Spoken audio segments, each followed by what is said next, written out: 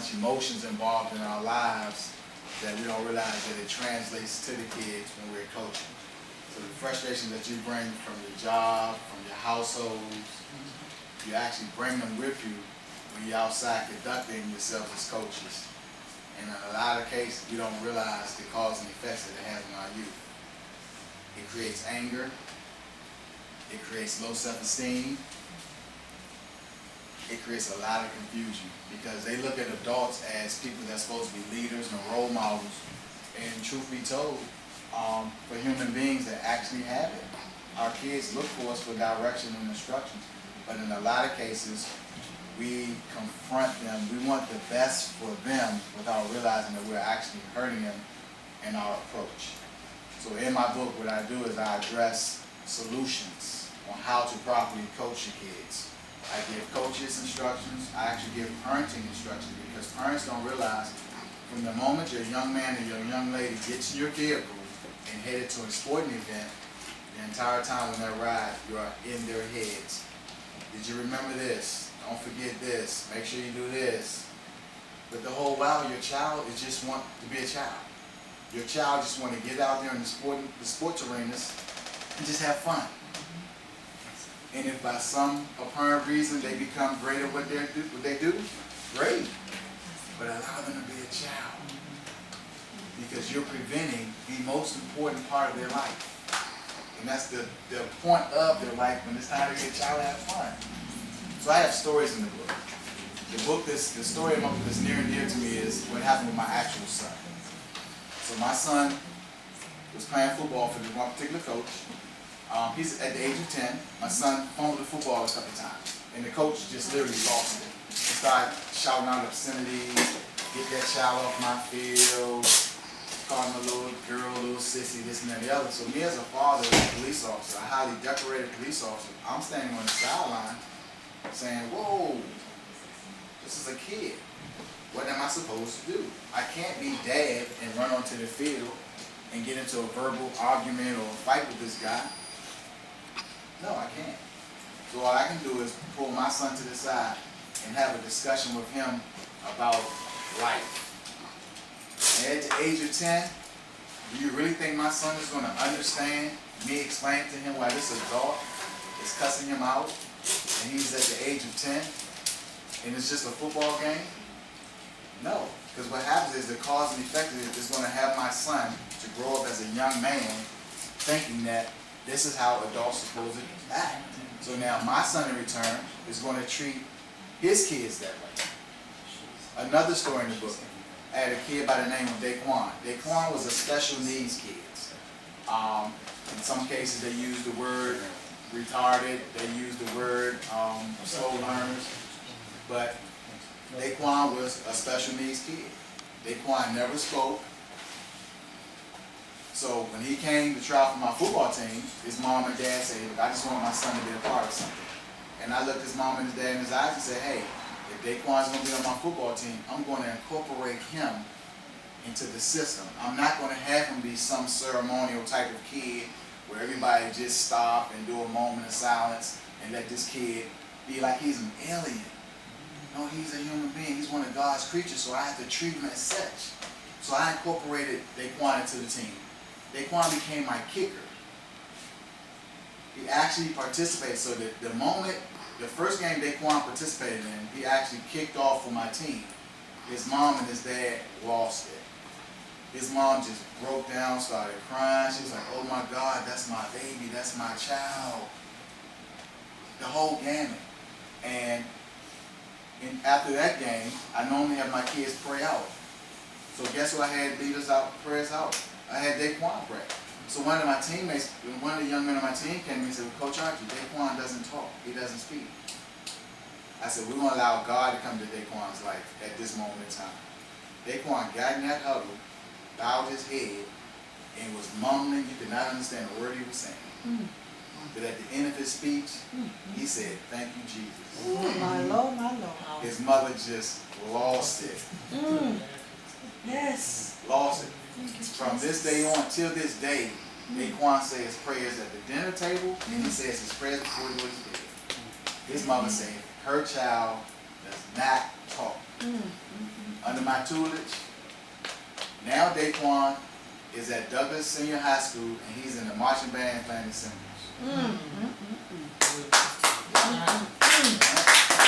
Yes, Lord.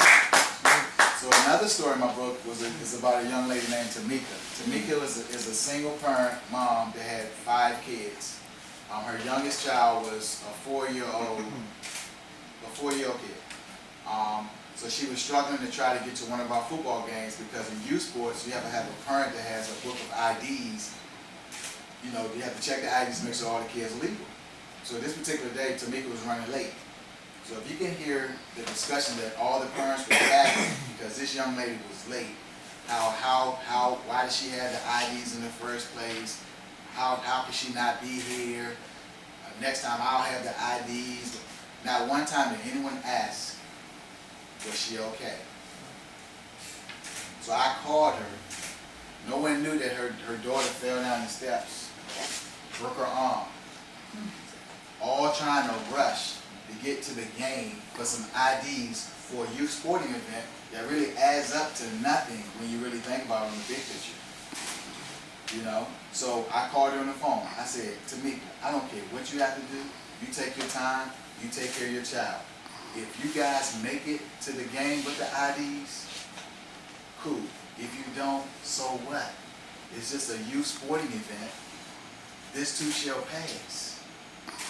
The one mother came to me, well, I'm tired of it. I don't like her anyway. I don't blah, blah, blah, blah. Just all negativity. And she was saying this in front of all the other football players. So when do we as adults take accountability on our action around our kids? So at the end of the day, she made it. When she pulled up, she was crying. Tears running down her head, her baby in her arm, had her other 2 kids on the side, trying to rush to the field just to drop some IDs off. And I said, no, stop right here.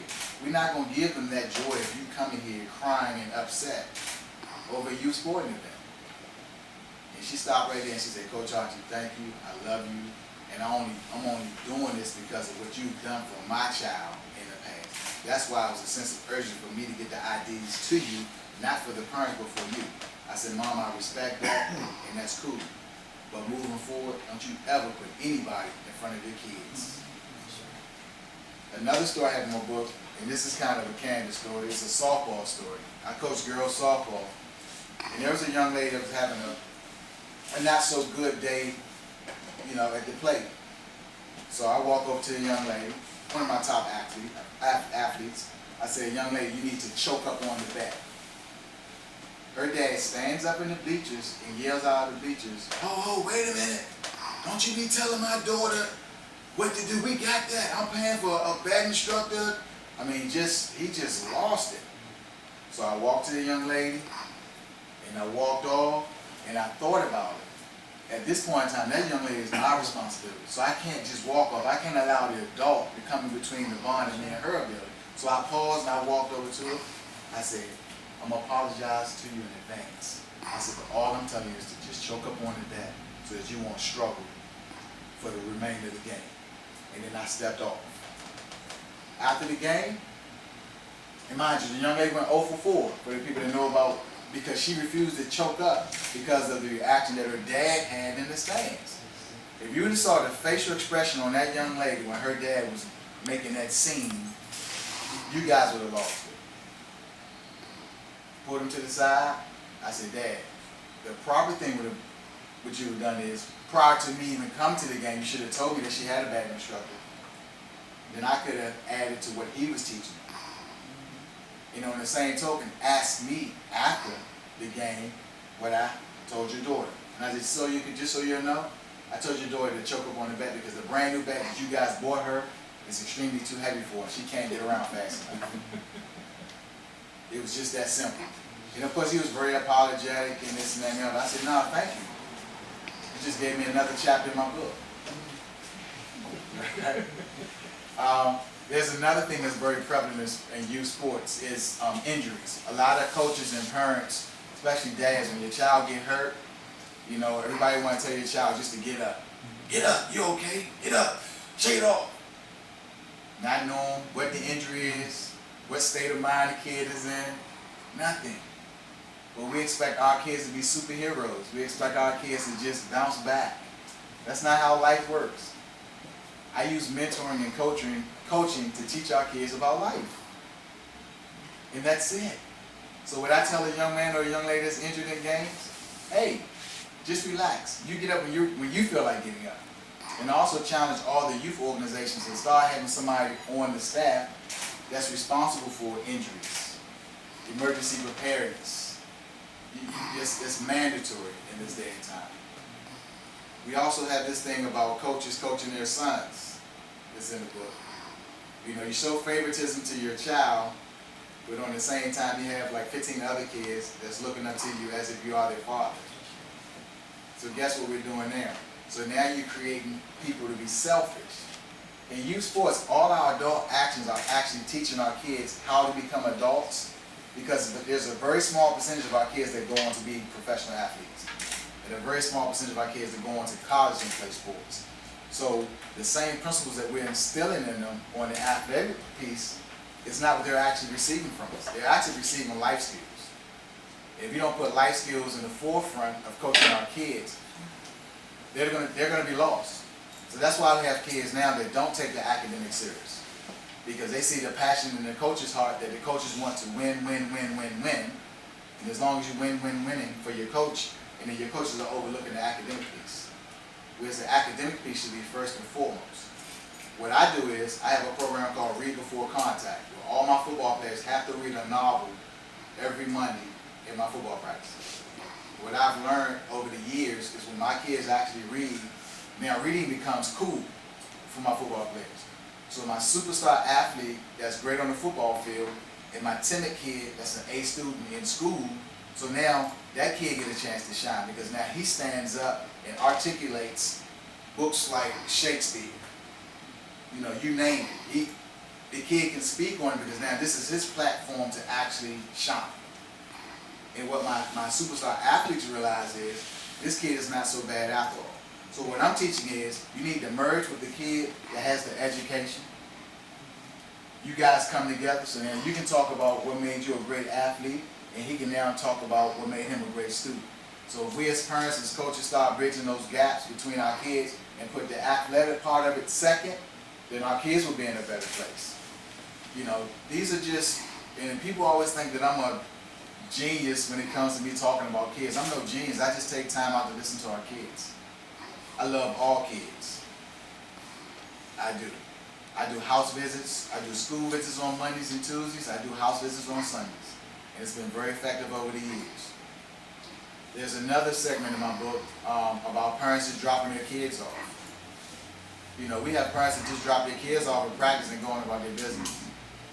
You know, where truthfully, that's when you can actually reach your kid by staying at your kid's practices and being a part of your kid. Your kid just want mom and dad to be there. That's all. In a lot of cases, they don't want mom and dad to do anything but clap. If a kid is playing soccer and he or she jumps out sides like 5 times straight, but that one particular time they give a nice assist to their teammates, that should be the only thing you talk about to that child, is that assist, period. But we as adults, we're so blindsided to the fact that our kids need more positive critiques and less criticism. We need to 99.9% of positive, 0.1% of negative. Because we all know in life there is going to be something negative in life. But once we get that as adults, not just the athlete, but the world will be a better place. We have to incorporate our kids now with all the knowledge, the wisdom, and all the right things to do, opposed to all the negative things to do. And we, as adults, are in control. Another part of my book is I talk about punishing kids.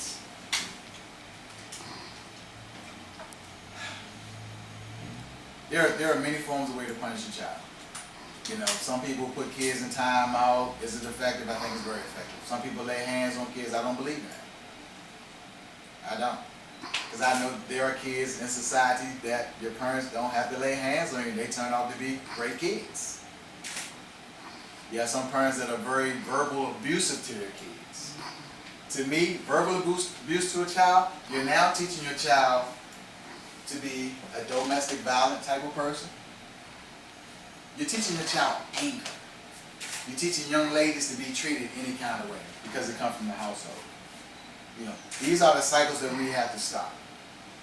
What I believe in, you're going to punish your child by taking he or she off of a football team, but yet you're still going to go to the movies, you're still going to take them out to dinner, and you're still going to take them shopping. But you're taking them off of something that's structured, that can help them along down the road, but you don't see it that way. All you see is now that's one less thing that I have to do for my child, because now the child is inconveniencing me, because I have to take them to practice and take them to games. Kids know that. They know why you're doing it.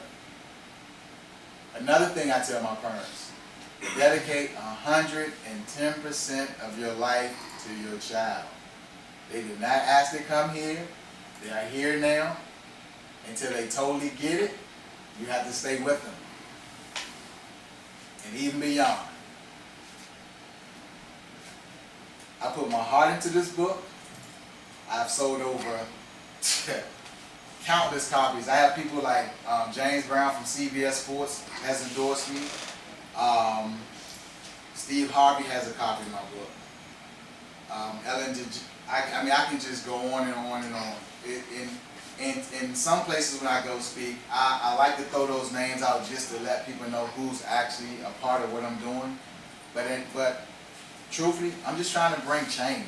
I just want to make a difference in not just our kids' life, but in our adults' life as well. I have a new book coming out. It's called The Mentor That Inspires. It's a quote book of 100 quotes of my own original quotes. And I think it's phenomenal. And I'm patting myself on the back a little bit, but it's phenomenal that God, once again, is really putting things in my mind and my body to actually put out to people. And to have a book of 100 quotes that people can open up a book and I can give them inspiration on a daily basis, I think is huge. My next major book that's coming out is called I'm the Perfect Parent, Yeah Right.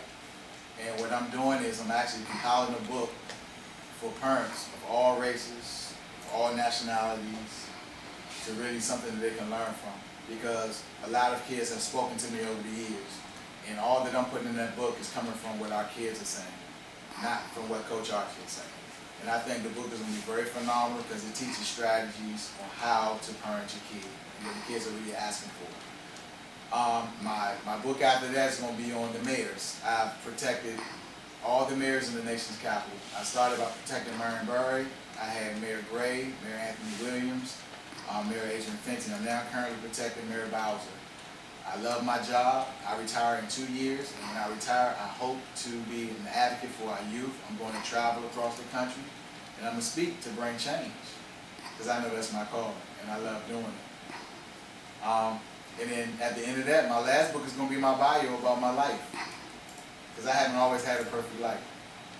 So to really know an author, they have to write about their life, because your life can actually change other people's lives just based off of how you lived and what you came through. And I'm saving that one for last because I want that to be my last beck and call.